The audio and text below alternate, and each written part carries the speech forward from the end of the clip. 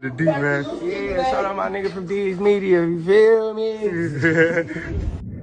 Yo, it's your boy D's Media back again with another video. Like, comment, subscribe to the channel on the road to 100K. Today we're going to talk about 3 out of the 5 Foolio suspects plead not guilty to being a part of Foolio's hit. Let's jump straight into it. At this point in time, man, they can go in there and they can say not guilty. They can go in there and they can not take it serious, but at the end of the day, I don't see none of those 5 suspects walking away from this. And that's just honest with you. I think the female about to get some time. I think they all going to prison, you know. But they gonna pretty much be put in a situation by them being in Florida. They looking at life to execution, right? So the deal that they gonna put on the table for these 5 individuals is you either want life in prison or you can have execution, death row, whatever you want to call it. Those is the options that they gonna put on them tables. I don't see none of these 5 people walking away getting no numbers. I think they getting letters. I don't think they getting no numbers, and that's my honest opinion. Maybe if they get to talking on certain things and get to giving up certain people's names, you know, maybe they got a chance.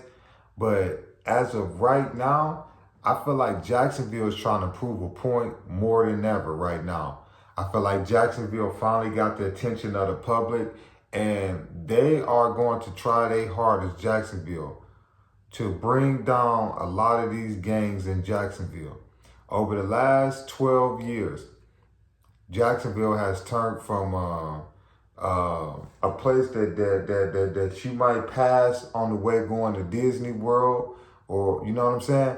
But Jacksonville became one of them cities right now to where they up there with Philly, they up there with Chicago, New York, St. Louis. Right now, they really out of hand, and I gotta keep it a buck with you, you know. But if anybody was smart, a relative or a lawyer or whatever, they better keep it real with these suspects. Yeah, if anybody think that they about to see the daylight again, you might as well forget that. You might as well forget it, you know?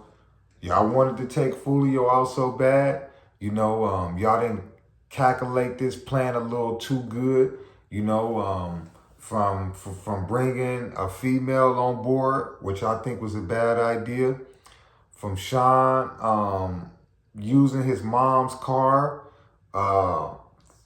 from Rashad Murphy booking an Airbnb the day before Foolio passed away, cell phone GPS pinpoint them being there. So it's like cameras from the Airbnb footage show all of them being there at the same time Foolio was there, you know. And the first thing a prosecutor can say is, so what was the coincidence that you guys was partying in Florida at the same time Foolio was there, you know?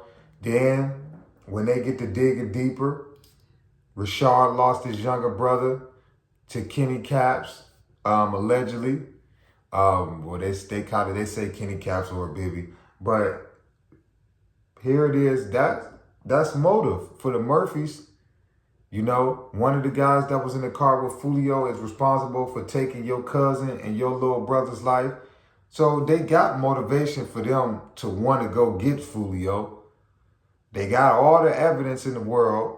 You know, Sean liked to collect shell casings, and for what reason, I don't know. They got shell casings from that hit that day and prior attempts on Foolio. So when you get to putting all of this evidence on the table and you get to reviewing it, what would make y'all think that y'all about to go in there and plead not guilty?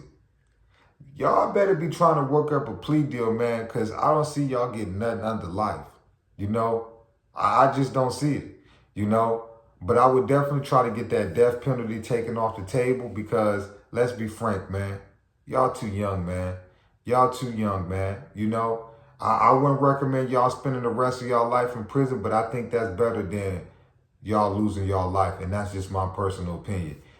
Even though his family members might feel different, his fans might feel different. And that's just the reality of the world that we live in. You know, it's going to be 50-50.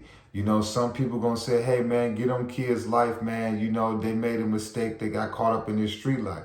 Then you're going to have some people that say, hey, man, y'all took a life and whatever come with that consequences, y'all got to accept. You know, that's what come with the streets that a lot of these kids ain't realizing. When you getting down to these southern states, Georgia, South Carolina, North Carolina, Florida, Texas, Alabama, Memphis, a lot of these southern states, people ain't realizing that they still do the death penalty. You know? See, I come from Detroit, Michigan. A lot of states up north, they don't really do that no more. They don't use the death penalty. Why do you think it's a difference between really how up north what they do and what they allow you to do down south? Like, let's just take, for instance, Philly, Chicago, Detroit, Cleveland, New York. A lot of the stuff that you get away with up north, as far as all that hot stuff that you be doing, you come down here and if one time you get caught doing that down south, it's over for you. That's the difference between up north and down south. The laws down south is way harsh, if you personally ask me. I think down south got the worst penalties.